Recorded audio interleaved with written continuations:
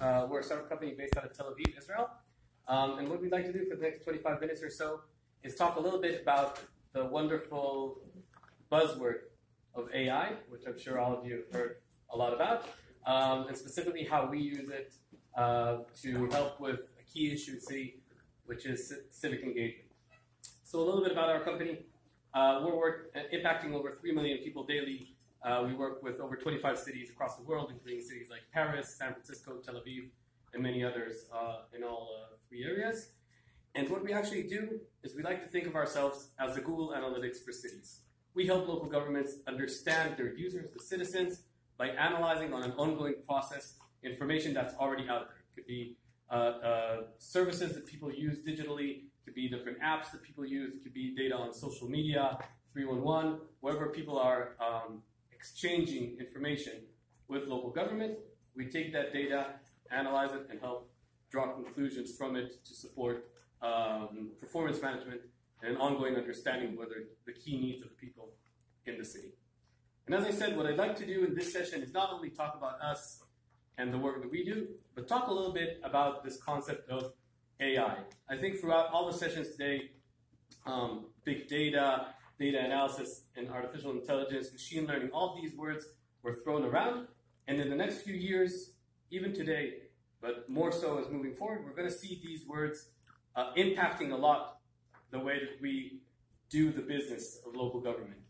And what we'd like to try to do in the first part of our session today is give a little bit of a demystifying view of this concept.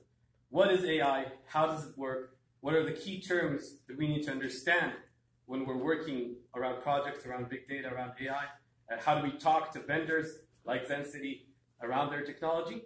And then we'll look at what we actually do with that and a few case studies from the cities we work with. So I'm going to start off by talking about why it's so important to mention AI. So does everybody know the person here in the photo? He just passed away, one of the greatest minds of our generation, Stephen Hawking. And one of the quotes that I love the most from him is the one that I brought here. He actually said a few years back that creating AI could be the biggest event in the history of our civilization. And that's quite a composite thing to say, right? Quite a big thing to hear from a person like Stephen Hawking. But I think it represents a lot of the way of thinking that we're seeing in the past few years. AI seems like it's going to be a very big issue. And the reason that people like Hawking, and I think everywhere you go, every university today has a center dealing with AI. A lot of cities are doing that, and a lot of companies, I think every second startup I saw in the last year or so is doing something with AI. The reason they're all doing something with that is that it's a very, very interesting concept. And that's what I'd like to talk a little bit about now. So what actually is AI? Who can tell us and save me maybe 10 minutes out of my presentation? Who wants to take a risk at that? Nobody? Well, I actually hinted to that before, but more than anything, AI right now is a buzzword. It's something that people throw around, like they did big data 2 years ago, or like they did cloud 3 years ago, or like they did, or they're doing IoT continuously. But behind this big buzzword, there's a set of very useful, very strong tools that if we understand them to the fullest and if we leverage them to our needs, we can save a lot of time, money, energy, and even reach some things that we could have never have done without. So Merriam-Webster Dictionary defines artificial intelligence as a capability of a machine to imitate intelligent human behavior. Basically, if we put that in layman's terms, it's the ability to teach machines, computers, to learn and to act on what they've learned, to actually do things that are more complicated than just regular tasks. And I want to ask you something to clarify that concept. A lot of times when cities do smart cities projects, in the panel before us, Kate from the city of Seattle mentioned that sometimes cities do smart city projects just to say that they did smart city projects. In many cases, those projects are just putting computers or putting sensors on something in the city. Is putting a computer on something making it intelligent? Are computers actually intelligent? In a show of hands, who thinks computers are intelligent? Am I the only one? Who doesn't think computers are intelligent? Okay, good. So you got my joke before I got to it. But basically, computers are not intelligent because they actually do only what we tell them to do. they can't do anything on their own. They don't have the ability to decide on their own what they're going to do. They do exactly and only what we tell them to do. But sometimes computers are better than us in carrying out tasks, right? They work fast. They never get tired. They can retry. Even if they fail, they don't lose motivation. Try again and try again and try again. Imagine what we can achieve with that amazing capability if we could teach them to do more advanced things, more complicated things, things that require some more advanced thinking on our side. And in order to make computers do those more advanced things, basically we need to teach them how to learn. We need to teach them how to remember things and build on that set of skills and do things that we didn't define particularly. So what we'll do for the next 5 to 8 minutes is talk a little bit about how computers learn. And to do that, I want to invite another member of our team, Shai, who's our lead data scientist at Zencity, to talk a little bit about how machine learning works. Shai? Hey everyone, I'm Shai, data scientist at Zencity. I'll give you a very short intro to AI or machine learning specifically. So I won't explain the difference between the two, but talk about generally how computers learn. And first, here's an oversimplification of how humans learn, which we can start off with. So we usually we learn about something in the world, we observe the world, and we usually create some hypothesis, some kind of ground truth, some kind of theory we have about the world and how things operate. Based on our observation, some basic observation. For example, let's assume I was born today, and I see for the first time I'm born at night, and I see the night sky, and my theory of the world is dark, basically. That's what I know from my observation. And then for the first time, I see daylight. I see the sun rises, and I have some kind of model that doesn't jam with the information I'm seeing. And I compare my expectation or my model of the world or my hypothesis with new data. And I analyze the differences, and then I usually refine my model of the world. For example, I say, well, it's not dark all the time, apparently. It's dark for 12 hours at a time, and then it's light for 12 hours at a time. And then I see maybe season changes and the daylight length changes, and my model keeps expanding and becomes more complicated. But this is maybe a very, it's a very big oversimplification. I think it catches the gist of learning. And machines can learn kind of in the same way. And the phases, I think the phases are basically the same, but the process is different. So this is not the only way machines learn, and I will say a few words on other ways, but this is the kind of the classic framework for computer learning. So to teach a computer to do something, to create a model about something in the world, we usually give it a big, what we call a data set. So it will be, hopefully, it will be at least thousands, hopefully tens or hundreds of thousands of millions or even more data points. And we would tag or flag each of them with some kind of label that tells the computer this is some kind of thing you need to learn, some concept, some label, some ground truth. So for example, we want to teach a computer how to identify spam. We can give it 1,000 or 100,000 emails and flag some of them as spam and some of them as not spam.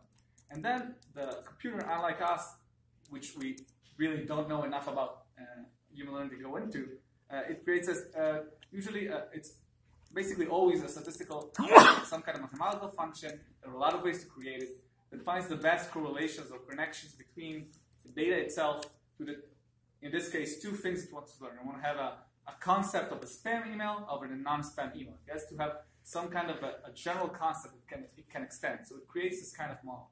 And this model, unlike things we talk about traditionally in computer, can be extended in the sense that we can give the computer an email it never seen before, and it can determine if it's spam or not in some kind of measure of success, because it has some kind of concept of spam. It can extend it, it can change it over time and learn from mistakes, but it has a concept and can generalize in a sense. And then we evaluate the model, we can benchmark over some kind of either set aside data or new data coming in, and we can keep refining our model. And this is, so you see the phases are the same, but the concept in the tools behind it or the process behind it is different in computers. So this is kind of the difference between no matter how complicated the problem we're talking about, things computers do without learning, the left side, we get data and we operate some kind of very big mathematical function that is what we call in computer science deterministic. So that usually deterministic. It will always do the same thing over the data. It doesn't learn anything. It doesn't generalize it. It can only do what we told it to do. Machine learning allows computers to build a model of the world or of specific context or task in the world and create generalizations and give predictions.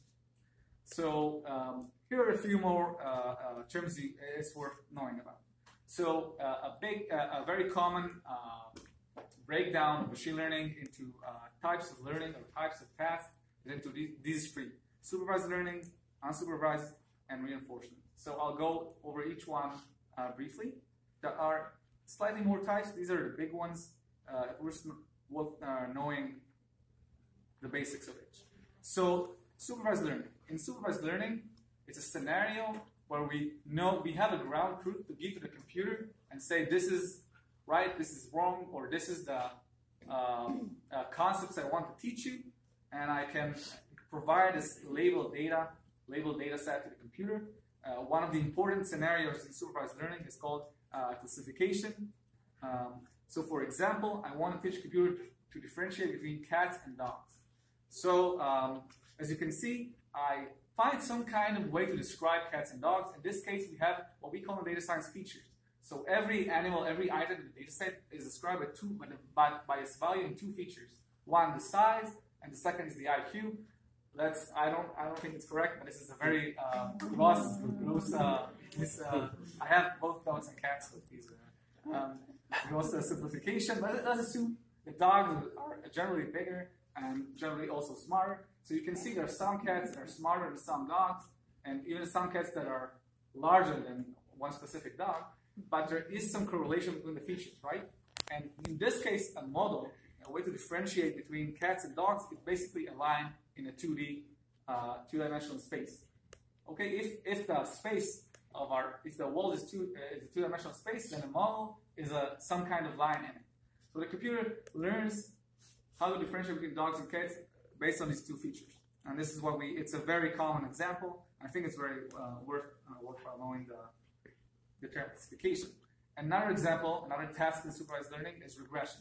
So regression it's when we try to predict not a class out of a given number of classes, but we want to give given a data item, some kind of features we have, some kind of continuous score. So in this case, you see, we can learn how to predict based on the amount of money spent on advertising to roughly predict the amount of expected sales. So a very common technique. A second scenario in learning is unsupervised. We call it unsupervised because we don't have the ground truth. We don't have a label. For example, we have a population that we want to divide in some good way to some amount of subpopulations, for example, 3 subpopulations. But we don't know what are these subpopulations. We don't have a way to define them. So one technique in unsupervised learning, very common, is clustering. We ask for the machine to find a good separation of the population into 3 distinct or good subpopulation, and the measure of goodness or distinctness can change or can be adapted to different definitions. They usually are well separated, well clustered populations in some sense. And the first scenario is reinforcement learning.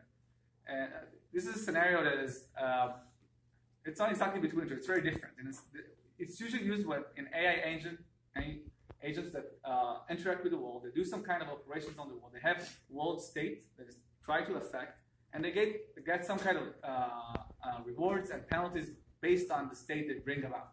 And these rewards reinforce good behaviors, and over time, agent can learn to how to act well, how to create sometimes called successful policies or behaviors that we want to develop in them. But it can be done very organically in a sense. We don't have to teach them all the ropes. We can give us some basic actions, and they can develop a policy on their own. So these are the 3 common tasks, and I showed you the 3 basic scenarios in data science. And I hope you have a better understanding of these basic concepts when you talk to people. When you see somebody saying he does AI, you can ask them at least what kind of test they do? Do they have labeled data? What are they trying to achieve? What are the features? So this is a very small intro, a lot of more information online, and Eyal will now come back and talk about applications. And if you have any questions about AI generally, catch me later. I'm here. Thank you, Shai. So basically, what I want you to take from this, and anybody who wants to talk more with us can come to Shai or Ido, our CDO here, or me afterwards. Basically, remember, these are the three things that we can achieve with AI. We can classify information. What group does this have to do with? We can do a regression. We can predict what would be the next door. And we can cluster data. We can divide it into groups that we didn't predefine. Those are the big tasks, and that's all based on the data and the type of tasks we want to do. So there are a lot of applications of AI in government. This is a great chart by govtech.com, by Ben Miller on GovTech, where you can see a lot of things. One of them is using AI for civic engagement, which is what we're all about, and I'd love to share a little bit about that. So just a few words on the work that we do. Managing a city, as you probably know better than I do, is a difficult problem. It's a difficult problem because there's a growing diversity of needs that city managers, city officials need to address, and budgets don't grow as fast as the demand for new services. That means that managing a city is a constant challenge of prioritization. You always need to decide where the next $10,000 are going to. Is it to a new police car, to renovating that park downtown, to fixing the potholes that drive everybody crazy? What is the one thing that we need to prioritize right now in terms of providing services? And when we talk to city officials and city leaders on how they do this prioritization, the answer is always the same. Our one biggest KPI, the one thing that we measure, we try to optimize all the time, is citizen satisfaction. Are we helping people the most that we can? Are we hitting home in terms of aligning with what our residents, our citizens, see as most important in the city? But the way that cities have been collecting data on this important task so far hasn't changed much in the past few decades. Cities use tools that might seem a little bit archaic. For example, town hall meetings. I love town hall meetings. I've held a lot of those as an urban planner, been on both sides of these meetings. They're very fun, great engagement opportunities, but they're very bad data collection methods. You only get a very small, very biased part of the population showing up. All of them have, let's call it, a strong interest in the specific topic that you're discussing, and you only get answers to that one specific question you are posing. Same goes for phone surveys. You engage a very small part of your community, only get answers to the questions you ask, and it's as far away from real time as can be. You did something today, you want to get feedback on it, it takes you about 3 to 4 months by the time you chose a contractor to do the survey, put it out there, got answers, analyzed them, set a meeting in the city manager's office to see the results, and it takes you a lot of time. But today, there's an abundance of data already out there. So one example is social media, right? Every minute, 1.3 million new posts are created on social media, just on Facebook, Twitter, and Instagram. Another great example is 311 data. A lot of cities have reporting systems. Sometimes it's 311, sometimes it's more of a web-based reporting system. But a lot of people share service requests and opinions on those systems. A lot of people use your city's services by going on the website and viewing different pages of services that they're interested in. And many other digital indicators can tell us something about data that people are interested in. And what we do with that is very simple. We take all that abundance of data already out there from sources like websites, 311, social media, Waze, many, many others, and analyze them automatically with machine learning, the same capabilities that Chai just explained. We classify them with supervised learning. We cluster them with unsupervised learning within those classes. We do sentiment analysis based on machine learning, and we do anomaly detection. Based on regression models, we understand how the data should look in the future, and if it doesn't look like that, that means that it's an anomaly, it's something that should be brought to your attention to see that something is wrong. And then we aggregate all of that in a series of live dashboards by role within City Hall, city manager, communications, department manager, et cetera, that you can access on an ongoing basis in real time, whenever you want. So it looks a little something like this. This is a demo we put together on Kansas City, real data to relate to everybody in the room. And what we see here, this bar chart is actually all the departments within City Hall, or areas of responsibility, education, sports, public safety, culture, community, et cetera. The length of the column represents how much are people talking about this issue. This demo is just from social media and 311. So the length of the column represents how much conversations we see about this issue, and the colors represent sentiment. And again, this is real data from the past week in Kansas City. red is negative, green is positive, and gray is neutral. So right off the bat, before we even start drilling down on everything here and everything is double clickable, we see what are the main issues that people care about right now and people feel strongly about. We have a word cloud here that shows what were the terms that people were using. The larger the word, the more popular it was. Overall sentiment, we can see KC is doing pretty well. 42% of all conversations were positive about the city. A digest of popular stories, and maybe one of our strongest capabilities, a geographical view of the data. So by neighborhood, we can see what are the leading issues that people care about in the city. And we do that not by tracking people and being Big Brotherish. We don't know where you tweeted from. We do that by analyzing the context and the content of what was actually discussed. If someone says, I have a problem in that street, our ability is to recognize that they mentioned the name of the street and pinpoint that to that location. So we're able to geolocalize about 50% of the data in comparison to about 3 to 5% of the data that's geolocalized today in social media.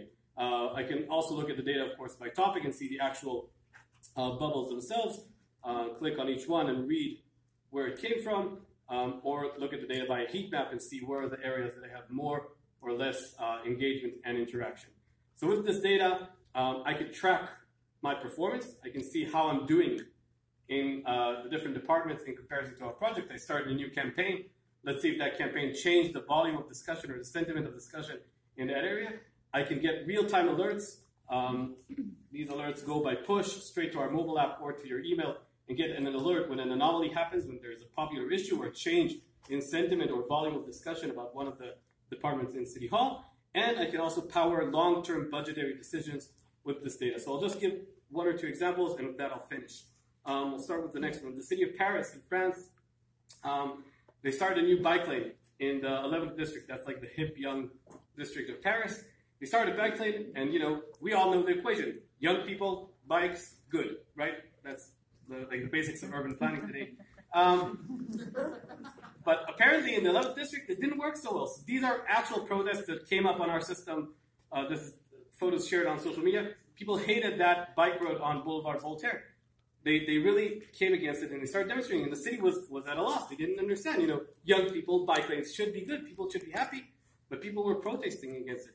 And with our system, because we did this clustering on complaints only about bike lanes, they could see immediately what were the things people were actually concerned with. People were not complaining about the bike lane itself. They were complaining about the size of the bike lane within the street and its location within the street. It was in the middle of the street and not on the sides, and people thought that was unsafe. So they ended up demonstrating against the bike lane in general, when actually they had just 2 very specific issues with that bike lane. When we showed it to the 11th district, they were really surprised. They just changed the plans to fit to what people were protesting against, and the protest stopped almost immediately.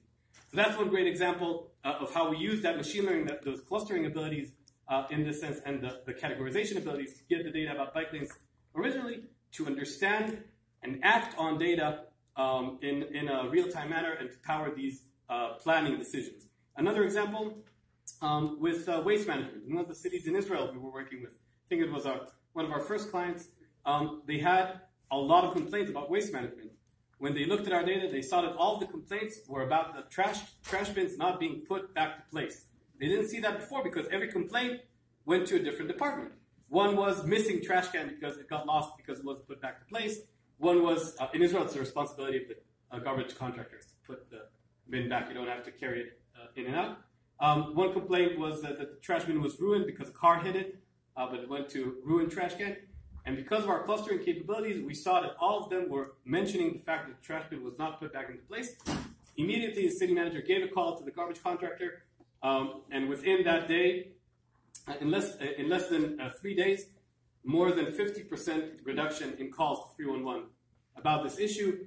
Social media discussions about it went from 80% negative to about 52% positive, and many other great impacts in terms of citizen feedback just by looking at that data one time.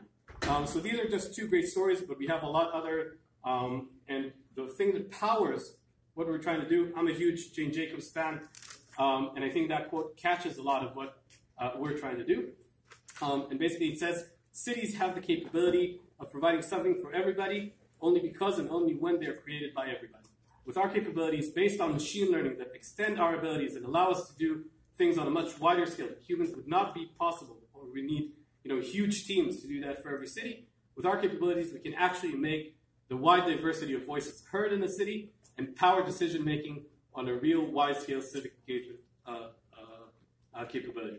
So thank you very much for listening, and we'd love to take any questions if there are. Thank you. Yes. How are you collecting the data? Sorry, I can't How hear. are you collecting the data? Are you going to ask it, or? Yeah, so we take data that's already out there. Only public data, of course, or data owned by the city. So it can be social media, public social media. It can be 311 requests that are owned by the city. It can be visits to the municipality's websites, or a few other data sets that are open and public, like national data sets or regional data sets that we bring in, and we do that analysis with our software. Any other questions? Yes. So to piggyback on that question, is it like is your program looking for like hashtags, or like how do you know it's for that city? And so like we that? have a few ways of identifying that the conversation could be relevant to life in the city. It could be hashtags, it could be accounts, like pages or groups. It can be conversations geolocalized in that specific area on Twitter specifically or on Instagram. And what we do is we take all of those, then we analyze them automatically, and if they fall into one of the bins, one of the departments, we keep them. If they don't, if it's just like someone saying good morning or I love, I don't know, Justin Bieber, then we throw it out. So if we could take more questions outside, so we have another session starting here. Okay. Thank you so much. Thanks, guys.